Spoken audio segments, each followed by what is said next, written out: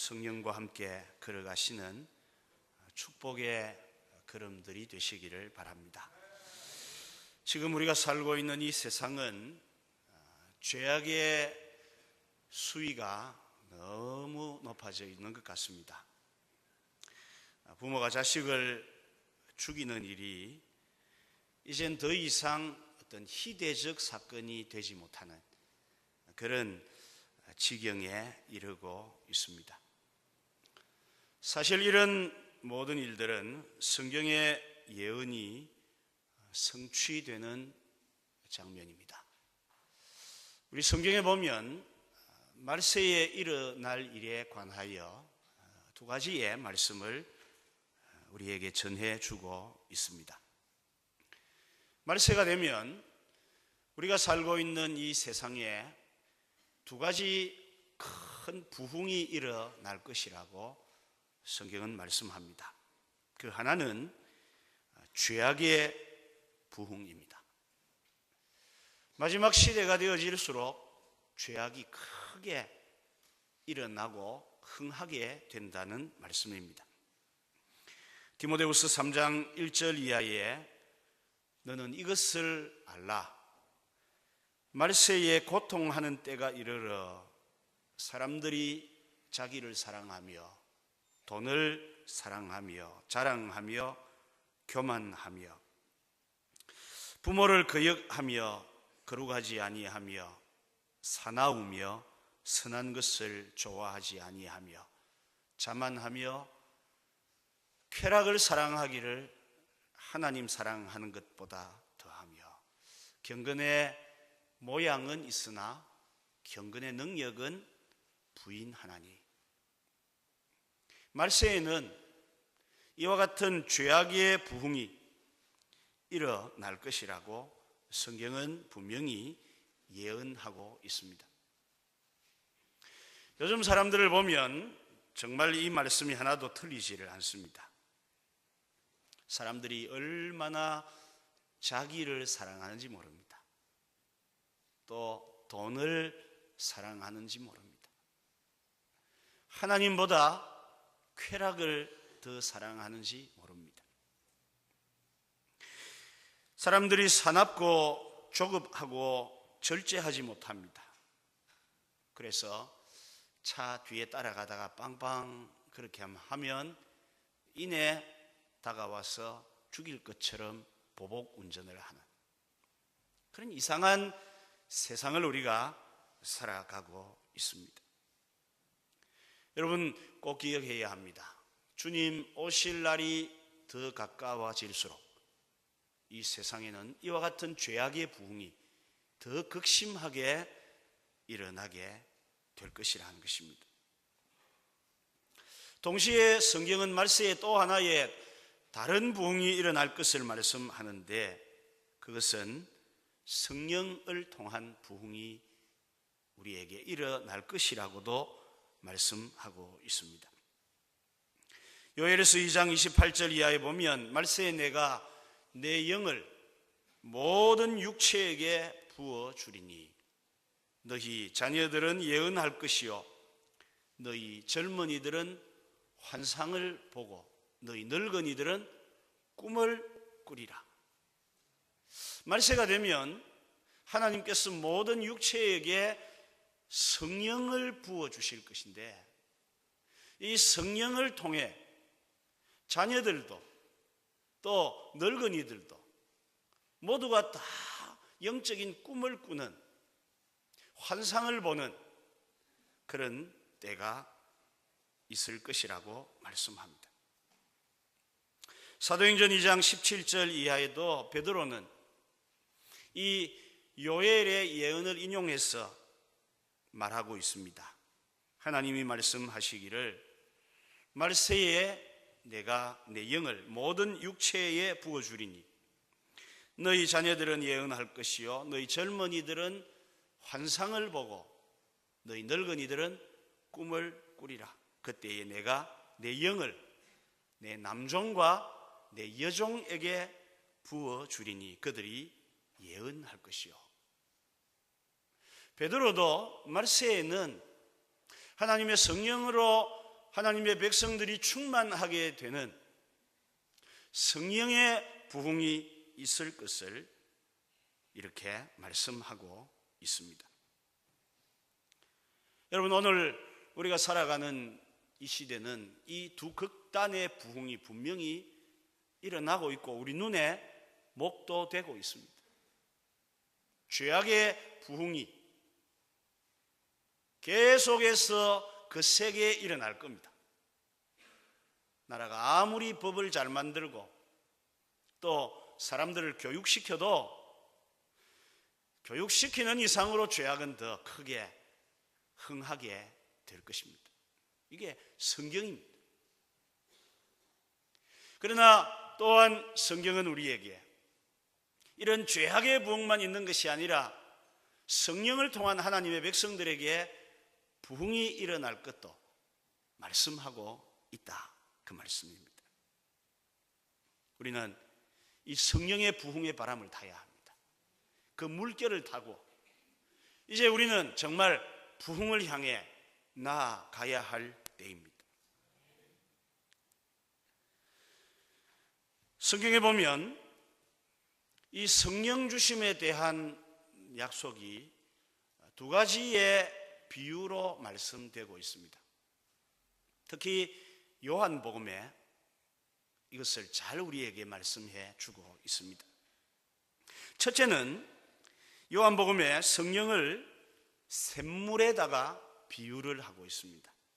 요한복음 4장 13절 이하에 보면 예수께서 대답하여 가라사대 이 물을 마시는 자마다 다시 목마르려니와 내가 주는 물을 먹는 자는 영원히 목마르지 아니하리니 나의 주는 물은 그 속에서 영생하도록 솟아나는 샘물이 되리라. 예수님이 이 말씀을 누구에게 주셨습니까? 수가성 우물가에 있던 그 사마리아 여인에게 주신 말씀이에요. 그 여인에게 지금 꼭 필요한 것이 무엇입니까? 하나님의 구원의 선물이 필요합니다. 그래서 예수님은 그 여인에게 물 이야기를 가지고 말씀하시면서 샘물이 되리라, 영생하도록 솟아나는 샘물, 구원에 이르는 샘물을 말씀하셨던 것입니다. 동시에 요한복음은 우리에게 샘물만 말씀하지 않고 이번에는 강물 이야기도 합니다. 요한복음 7장 37절 8절에 보면 명절 곧 끝날에 예수께서 서서 외쳐 가라사대 누구든지 목마르거든 내게로 와서 마시라. 나를 믿는 자는 성경의 이름과 같이 그 배에서 생수의 강이 넘쳐나리라. 그리고 그 뒤에 보면 이는 그들이 받을 성령을 가리켜 말씀하신다고 분명히 말씀하고 있습니다. 그러니까 성령은 우리에게 구원을 주시는 영생하게 하는 샘물입니다. 동시에 성령은 강물처럼 우리의 배에서 넘쳐나는 역사도 일으킨다, 그 말씀입니다. 우리가 이것을 신학적으로 표현하자면 영생하도록 솟아나는 샘물은 우리를 죄와 사망에서 구원하시는 성령의 사역입니다. 대신에 그 배에서 생수의 강이 넘쳐나게 하는 성령은 하나님께서 하나님의 백성들에게 마지막 시대에 약속하신 성령 충만함을 의미한다, 그렇게 볼 수가 있는 것입니다. 여러분, 이 샘물과 강물은 모두가 다 물이라는 점에서는 동일합니다. 하지만 그 힘과 능력에서는 차이가 있습니다. 목이 말라 죽어가는 사람에게 샘물이 필요하듯이 죄와 사망으로 죽어가는 인생들에게는 구원하시는 성령의 역사가 필요합니다. 죄와 사망에서 해방하시는 그 역사가 필요합니다. 그러나 여러분, 그게 다가 아닙니다. 더 많은 사람을 살리고 더 많은 영혼을 건져내기 위해서는 샘물 가지고는 안 되고 강물이 필요합니다. 더 강력한 성령의 역사, 더 힘있는 성령의 사역들이 강물처럼 흘러날 때만이 하나님께서 이 마지막 시대에 원하시는 내 남종과 여종에게 부으시리라는 이 성령의 약속이 우리에게 성취되는 것이다 라는 말씀입니다. 여러분, 옛날에 시골에 가면 동네마다 샘물이 있습니다. 몇 명만 먹고 사는 거죠. 그러나 세계적으로 대도시 옆에는 반드시 큰 강이 있습니다. 서울 옆에 한강이 있죠. 뉴욕에 뭐가 있습니까? 이스턴강, 허드슨강이 있습니다. 큰 대도시 옆에 강이 있다는 말은 강이 있어야 많은 사람들이 살 수가 있기 때문에 그런 것입니다. 그러므로 오늘 우리에게 필요한 것은 물론 영생하도록 솟아나는 샘물도 있어야 하지만 강물처럼 우리 속에서 흘러 넘치는, 그래서 그 넘친 물이 온 세상을 향해 흘러나가는 강물 같은 은혜의 역사도 오늘 우리 교회와 우리 자신들에게 필요하다, 그 말씀입니다. 에스겔 47장을 보면 하나님의 교회가 새롭게 될 것을 환상으로 보았던 선지자 에스겔이 하나님의 성전을 보게 됩니다. 그 성전이 얼마나 큰지 몰라요. 그리스도를 통해 이 땅에 세워질 교회를 에스겔은 그렇게 환상으로 보았습니다. 그런데 에스겔이 받은 그 환상 중에 어떤 내용이 들어있습니까? 47장에 가서 보면 성전 문으로부터 물이 흐르기 시작합니다. 그런데 이 물이 처음에는 발목을 잠깁니다. 조금 있으니까 이 물이 무릎을 잠그고요, 나중에는 허리를, 그리고 더 나아가서는 가슴을 채우고 더 크게 그렇게 흘러가는 것을 보게 됩니다. 나중에는 건너지도 못할 강이 되어버리는 것입니다. 그리고 47장 9절에 에스겔이 뭐라고 하냐 하면 이 강물이 이르는 곳마다 번성하는 모든 생물이 살고 또 고기가 심히 많으리니 이 물이 흘러들어감으로 바닷물이 소성함을 얻고 이 강이 이르는 각처에 모든 것이 살 것이며. 에스겔은 교회를 통해 온 세상이 살아날 것을 보았는데 그 환상은 다르게 이야기하면 성령을 통해 하나님께서 하나님의 역사를 이루실 것들을 그가 보았다라는 말씀입니다. 여러분, 성령이 이와 같이 충만한 사도들을 통해 얼마나 위대한 역사를 이루어 갑니까? 본래부터 사도들이 이렇게 위대한 인물들이 아니지 않습니까? 그들은 주로 디베리아 바닷가에서 고기를 잡던 어부들입니다. 그 당시의 직업으로 치면 아주 낮은 3D 직종 종사자들입니다.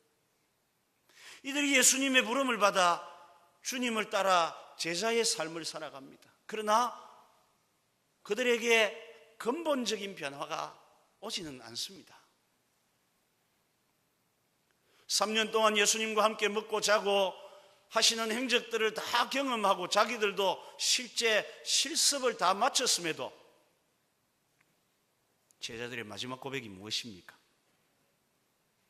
부활하신 예수님을 그들이 만나고 만졌고 보았지만은 요한복음 21장 3절에 보면 베드로를 위시한 6명의 제자가 다시 디베리아 바닷가 앞에 서서 우리는 물고기 잡으러 간다, 이전으로 돌아간 것. 겉으로만 변화가 있었지 본질적인 속의 변화가 제자들에게 일어나지 않았습니다. 3년을 예수님과 함께 있었지만은 그들에게 달라진 것은 그리 없었지 않습니까? 그러나 이런 제자들을 향해 예수님 말씀하십니다. 오직 성령이 너희에게 임하시면 너희가 권능을 받고 정말 내 제자가 될 것이다 하는 겁니다. 예수님의 말씀대로 제자들은 주님 주시는 그 권능을 소유하게 됩니다. 엄청난 그런 역사를 그들이 감당하게 되는 거예요.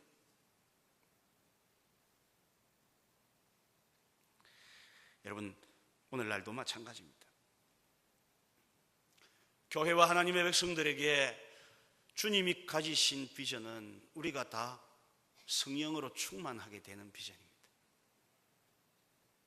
그저 구원받아 하나님 나라 가는 그 열망, 그 소망 가지고만 그냥 힘없이 세상 속에서 약자로 사는 것이 주님의 뜻이 아니고요.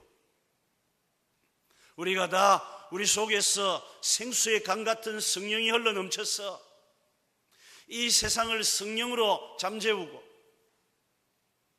이 세상에 있는 사람들을 살리고 고치고 변화시키는 일을 하시기를 성령이 우리에게 기대하고 있다라는 말씀입니다. 여러분, 성령 받은 성도들과 그렇지 않은 성도들은 다릅니다. 자신의 구원에만 만족하고 있는 성도와 성령으로 하나님의 권능을 감당하는 삶은 완전히 다른 겁니다. 제가 방송을 하면서 자주 받는 질문이 대부분 다 가장 약자적인 질문들을 많이 하세요. 목사님, 술 먹으면 천국 못 갑니까? 그래. 제가 갑니다. 저에게 누군가가 질문하기를, 목사님, 성령 충만해서 하나님의 사역을 이루어야 되겠는데 어떻게 하면 좋겠습니까? 이런 좀 강하고 포부 있는 이런 질문을 안 하시고요. 대부분이 다 약한 질문 하세요. 이게 저는 오늘 한국 교회 현실이라고 생각합니다. 또 저희 교회 현실도 맞습니다.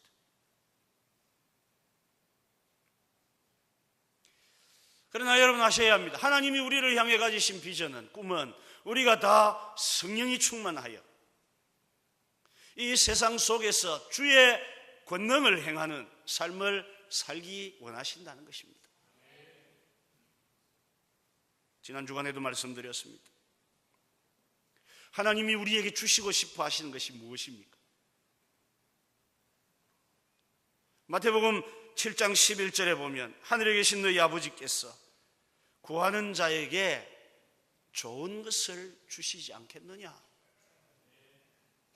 이 말씀을 누가복음 11장 13절에는 하늘의 아버지께서 구하는 자에게 성령을 주시지 않겠느냐? 그렇게 기록하고 있습니다. 하나님이 우리에게 주시고 싶어 하시는 토부, 가장 좋은 것, 가장 귀한 것, 토부는요, 성령을 우리에게 주시고 싶어 하시는 겁니다. 우리는 하나님께 구하는 것이, 하나님 돈 주세요, 건강 주세요, 가정에 평안 주세요, 직장 주세요, 아이들 공부 잘하게 해주세요. 여러분, 이것만 놓고 본다면 우리랑 불교인들이랑 샤머니즘 믿는 사람과 다를 게 뭐 있습니까? 지난 1월 1일 날도 인터뷰를 합니다. 새해 맞이하는 사람들에게 뭘 빌었습니까? 예, 가정의 평안을 빌었습니다. 우리하고 뭐 다릅니까? 우리 아이 취직해달라고 빌었습니다. 뭐 다릅니까? 손주들 공부 좀 잘하게 해달라고 빌었습니다. 우리하고 다를 게 없습니다.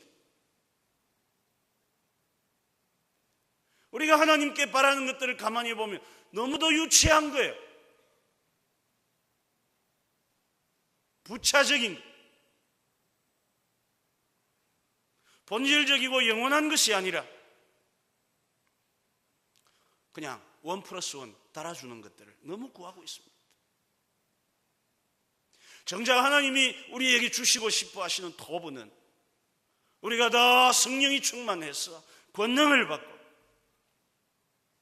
예루살렘과 온 유대와 사마리아와 땅끝까지 이르렀으라도 아버지 역사를 이루기를 원하시는데, 이것이 아버지의 꿈이고 하나님의 비전인데 우리는 도대체 무엇을 하고 있느냐 하는 것입니다. 여러분, 분명히 우리가 기억해야 합니다. 성령 충만이야말로 하나님이 우리에게 주신 최고의 선물입니다. 우리가 성령에 사로잡히면 우리는 더 이상 죄와 사망의 법에 매여 살지 않을 겁니다. 전도의 능력도 일어날 겁니다. 기도의 능력도 나타날 것입니다. 도무지 사랑할 수 없는 사람도 사랑하게 되는 사랑의 능력도 갖게 될 겁니다. 자주 걸려 자빠지는 그 죄를 이기는 힘도 얻게 될 것입니다. 세상을 이기는 힘도 얻게 될 겁니다. 각종의 은사들을 소유하고 정말 보람있게 이 세상 살아갈 수 있을 것입니다.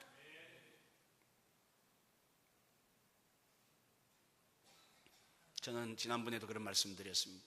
우리 인간 모든 인류의 최대의 발견은 예수 믿고 구원받는 것을 발견하는 길입니다. 그런데 예수 믿고 구원받은 우리 성도들에게 있어서 최대의 발견은 무엇인지 아십니까? 그것은 성령 받고 성령 충만함을 받는 그 방법을 발견하는 것입니다. 여러분들에게 오해가 있을까 해서 미리 말씀드립니다. 성령 충만은 절대로 양적으로 이해하시면 안 됩니다. 풍선에 바람집어 넣듯이 뭐가 부풀어지는 것 같은 이런 느낌으로 가시면 안 됩니다. 성경이 우리에게 가르치는 성령 충만함의 개념은 이것은 지배권의 개념입니다. 하나님이 나를 지배하시고 주님이 나를 다스리시고 나는 온전히 그 지배에 순종하는 것을 성령 충만이다 그리 부릅니다. 여러분, 그렇다면 하나님이 우리를 위해서 예비하신 이 성령 충만을 받는 방법은 어디 있습니까? 어떻게 하면 성령 충만을 받을 수 있습니까? 아마 우리 성도들의 머릿속에 몇 가지 이미지가 벌써 떠오를 거예요. 눈물, 그 다음에 콧물, 또요 산기도, 철야, 방언, 은사 집회, 뭐 이런 것들이 아마 떠오르시리라 생각이 돼요. 여러분, 이런 생각이 과연 성경적입니까? 아니면 감정적입니까? 다분히 감정적입니다. 성경은 우리가 어떻게 성령 충만을 받는다고 말씀하고 있습니까? 성경이 말씀하는 대로 해야 돼요. 어떻게 하면 하나님의 톱, 하나님의 최고의 선물인 성령을 받느냐는 거예요. 한국 교회는 그동안 너무 오순절적으로 이걸 이해를 했어. 산에 올라가갖고 소나무 뿌리 붙잡고 한 두 개 뽑으면 받는 줄로 생각합니다.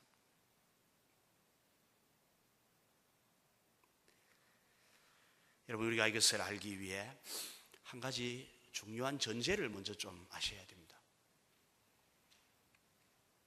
성경에 있는 모든 진리 가운데 중요한 진리는 다 약속과 명령으로 이루어져 있습니다. 그런 형식을 갖고 있습니다. 구약 성경에서 가장 중요한 언약인 아브라함의 언약을 보십시오. 너는 너의 고향, 너의 친척 아비의 집을 떠나 내가 내게 보여줄 땅으로 가라. 무엇입니까? 명령입니다. 하나님의 명령.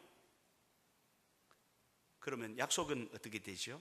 내가 너로 큰 민족을 이루고 내게 복을 주어 내 이름을 창대하게 하리니 너는 복이 될지라. 무엇입니까? 약속입니다.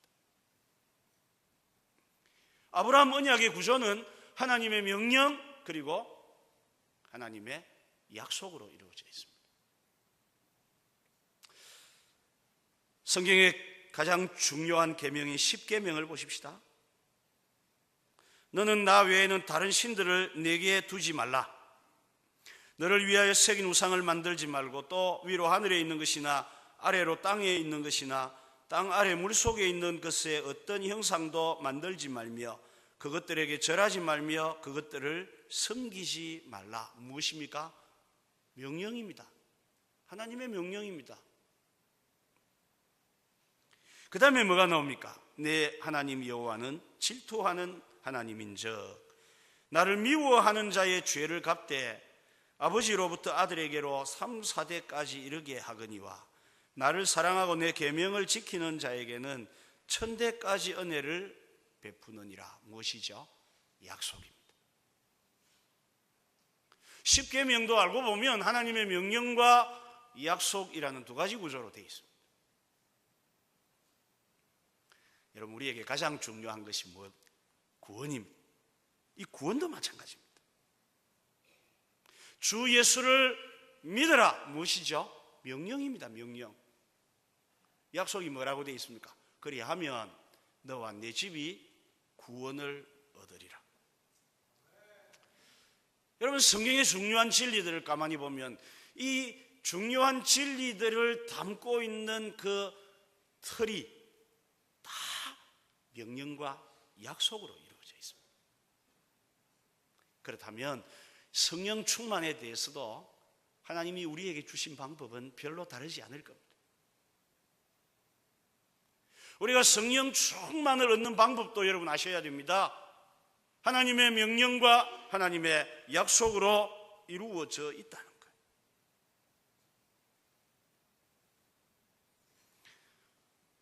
우리가 성령 충만해야 되는 것은 하나님의 약속입니다. 요엘서 2장 2절에 그 후에 내가 내 신을 만민에게 부어주리니 무엇입니까? 약속이지 않습니까? 만민에게 내가 부어주겠다. 하나님의 약속이죠. 요한복음 14장 16절에 그가 또 다른 보혜사를 너희에게 보내사. 무엇입니까? 약속입니다. 보혜사를 보내시겠다. 오늘 우리가 읽은 이 본문 사도행전 1장 4절 5절에도 사도와 함께 모이사 그들에게 분부하여 이르시되 예루살렘을 떠나지 말고 아버지의 약속하신 것을 기다리라. 너희가 몇 날이 못되어 성령으로 세례를 받으리라. 무엇이죠? 주님의 약속입니다. 약속. 성령 충만은요, 하나님의 약속입니다. 동시에 성령 충만은 하나님의 명령입니다. 요한복음 20장 22절에 이 말씀을 하시고 저희를 향하사 숨을 내쉬며 가라사대 성령을 받으라. 받으라. 임페라티브죠. 명령형으로 받으라. 그랬습니다. 주님의 명령입니다. 에베소서 5장 18절에도 보면 술 취하지 말라. 이는 방탕한 것이니 성령의 충만을 받으라. 명령하고 있습니다. 그러니까 성령 충만도 우리가 제대로 받는 방법은 무엇이죠? 하나님의 약속과 하나님의 명령이라는 사실을 먼저 아는 게 필요합니다.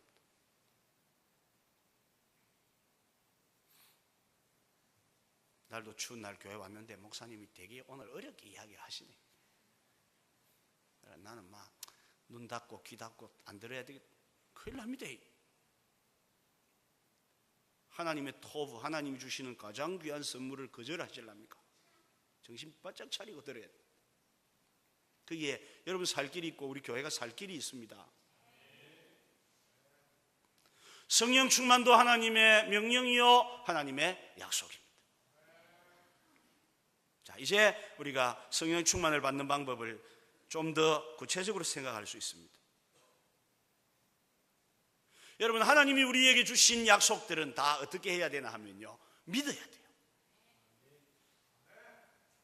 하나님의 약속은 다 믿어야 됩니다. 약속은 믿는 겁니다. 하나님이 이래 해줄게 하면 어떻게 해야 되죠? 믿습니다. 믿어야 돼요. 그러면 명령은 어떻게 해야 됩니까? 순종해야 됩니다. 하나님이 이래라, 예. 이래라, 예. 저래라, 예. 하나님의 명령은 순종하는 것입니다. 그러니까 우리가 성령 충만 받는 것도 믿고 순종함으로 받는다는 것입니다.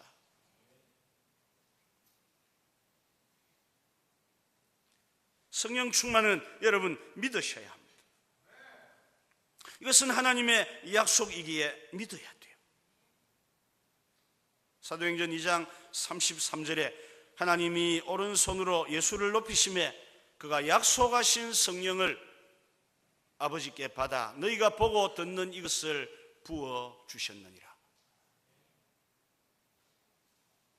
약속하신 성령입니다. 성령 충만을 뭐 해야 됩니까? 그래서 하나님의 약속인 줄 알고 언약인 줄 알고 그걸 믿으셔야 돼요.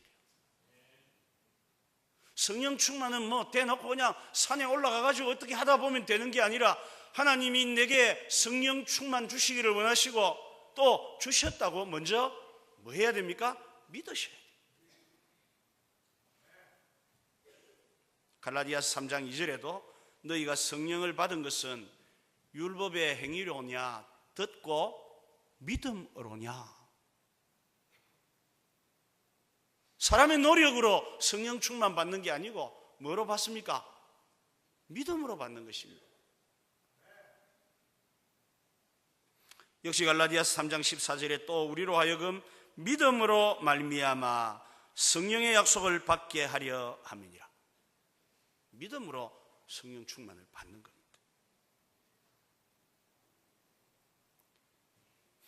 구원을 어떻게 받으셨습니까? 여러분들이 어떻게 받으셨죠? 믿음으로 받으셨잖아요. 마찬가지로 성령 충만도 믿음으로 받는 것입니다. 이 성경이 가르치는 바입니다. 오늘 사도행전 2장에 보시면 예수님이 이제 성천하실 때입니다. 성천하시기 직전에 제자들에게 예수님 말씀하십니다. 120명의 사람들이 모여 있는 데서 예루살렘을 떠나지 말고 내게서 들은 바 아버지께서 약속하신 것을 기다리라. 요한은 물로 세례를 베풀었으나 너희는 몇 날이 못되어 성령으로 세례를 받으리라. 예수님이 그렇게 말씀을 하셨습니다. 그리고 그들은 예수님의 말씀을 믿고 마가의 다락방에 가서 마음을 같이 해서 기도했는데 오순절날 성령을 받게 됩니다. 여러분 물어봅니다. 오순절날 제자들과 120명의 문도들이 성령 받은 것은 그들이 기도해서 받은 겁니까? 아니면 주님이 약속하신 대로 성령이 오신 겁니까? 어느 것이죠? 약속하신 성령이 오신 겁니다. 기도해서 받아낸 게 아니고요.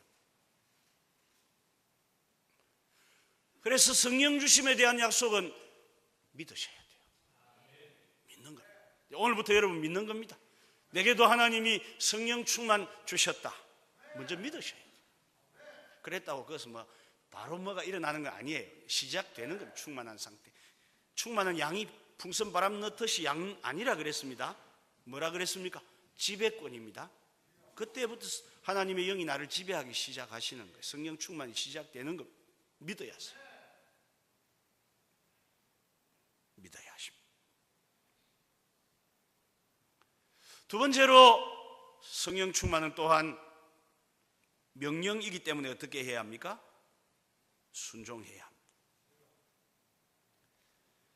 구체적으로 성경이 어떻게 순종했는지 몇 가지 나오는 말씀들이 있습니다. 첫 번째는 기도하는 것이 순종하는 겁니다. 누가복음 11장 13절에 너희 하늘 아버지께서 구하는 자에게 성령을 주시지 않겠느냐. 기도할 때 우리가 성령 충만함을 더 크게 입을 수 있습니다. 오늘 본문인 사도행전 1장 12절 이하에도 제자들이 감람원이라 하는 산으로부터 예루살렘에 돌아왔습니다. 제자들과 또 예수의 어머니와 마리아 또 예수의 아우들과 같이 있었는데, 거기 끝에 보시면 마음을 같이하여 오로지 기도를 힘쓰더라 그렇게 되어 있습니다. 우리가 기도하는 일에 순종하면 성령 충만함에 이르게 됩니다. 믿고 이래 됩니다. 전제가 믿고 기도하면 성령 충만한다 그 말입니다. 사도행전 4장 31절에도 빌기를 다하며 기도했다 그 말입니다. 모인 곳이 진동하더니 무리가 다 성령이 충만하여 이렇게 말씀합니다. 기도할 때 성령 충만 받습니다.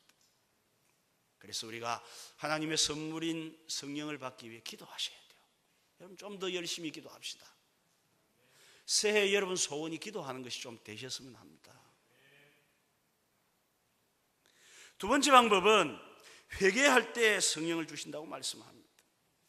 사도행전 2장 38절에 베드로가 이르되 너희가 회개하여 각각 예수 그리스도의 이름으로 세례를 받고 죄 사함을 받으라. 그리하면 성령을 선물로 주시리니. 회개할 때 또 우리가 성령 충만함에 이르게 돼요. 자꾸 회개하셔야 돼요.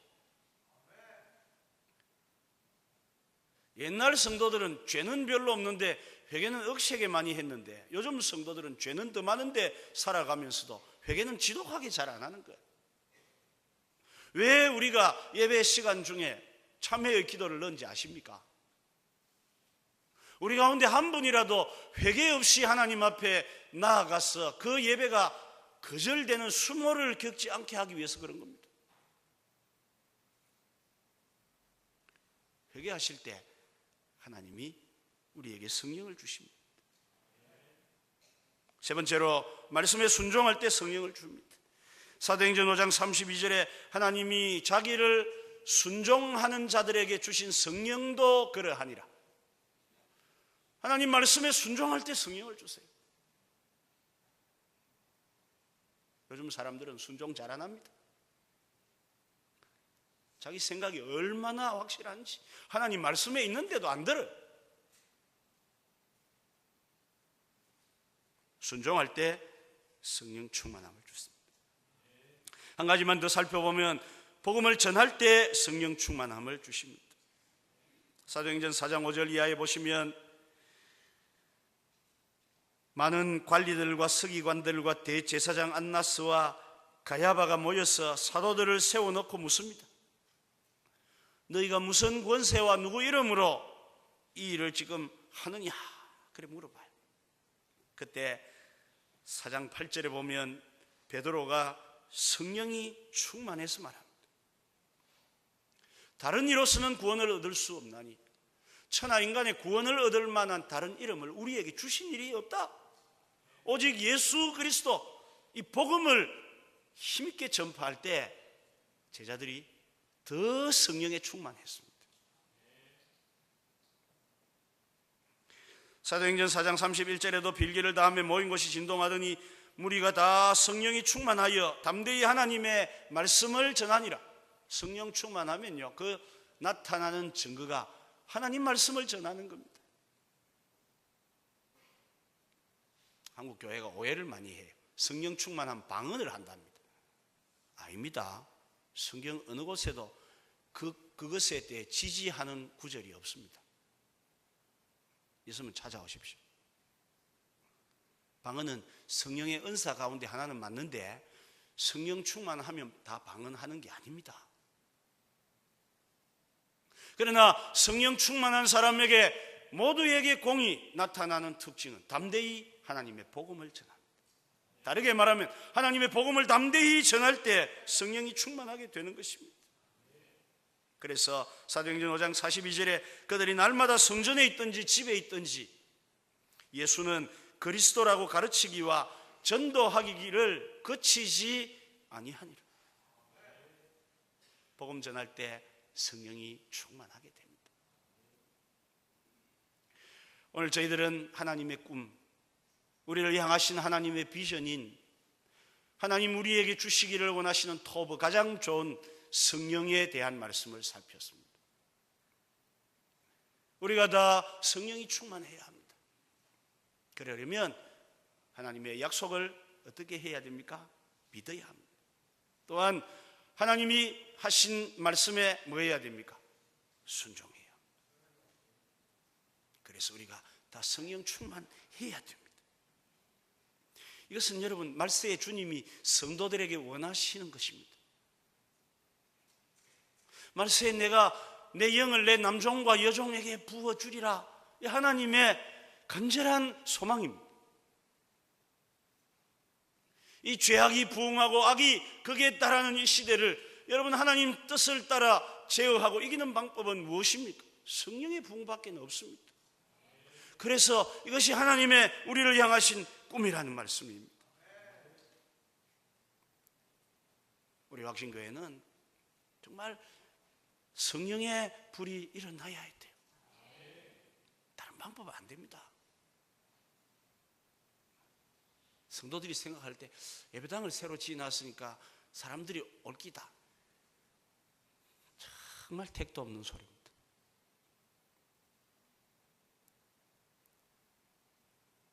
그러나 교회 불이 일어나면 됩니다.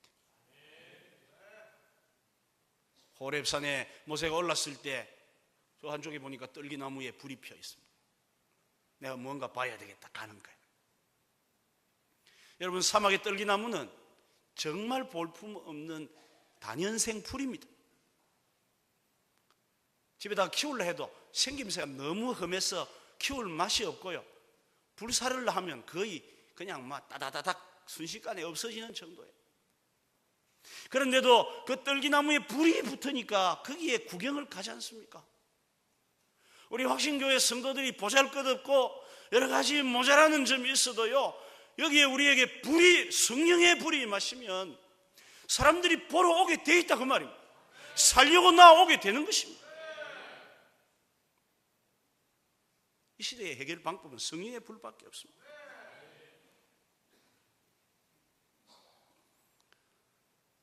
얼마 전에 설교했던 내용, 사무엘상 16장 말씀에 보면 사무엘이 기름불을 취해 이새의 집에 찾아가서 다윗을 선택해서 그 머리에 기름을 붓습니다. 어떤 일이 벌어집니까? 머리에 기름을 부으니까 그 붓기 전과 부은 후가 달라지지 않습니까? 이날 이후로 부은 그날부터 시작해서 다윗이 하나님의 영에 크게 감동이 됩니다. 그래서 사울에게 든 악귀도 물리치는 겁니다. 골리앗 같은 태산도 평지가 되도록 만들어버리는 것입니다. 해답은 성령입니다. 누가복음 12장 49절에 주님이 말씀합니다. 내가 불을 땅에 던지러 왔노라. 우리 교회가 성령의 불이 일어나서 정말 우리의 꿈인 이 시대를 살리는 교회, 한국 교회를 다시 세우는 교회, 하나님의 복음의 영광을 다시 되찾아오는 교회가 되어야 합니다. 그러려면 우리에게 성령의 충만함, 우리의 이 연약한 배, 온갖 죄악과 탐욕이 가득한 이 배에서 이제는 욕심과 또 정욕과 싸움과 이런 것이 아니라 성령이 넘쳐나는, 그래서 흘러 온 세상에 나가는 그런 역사가 있어야 된다는 말씀입니다. 우리 모든 성도들이 성령을 사모하시고 믿음과 순종으로 성령 충만하셔서 별것 아닌 우리가 하나님의 손에 붙들려서 크게 쓰임받는 다윗 같은 인생들이 되어지시기를 주님의 말씀으로 축복합니다. 찬송가 197장 찬송하겠습니다.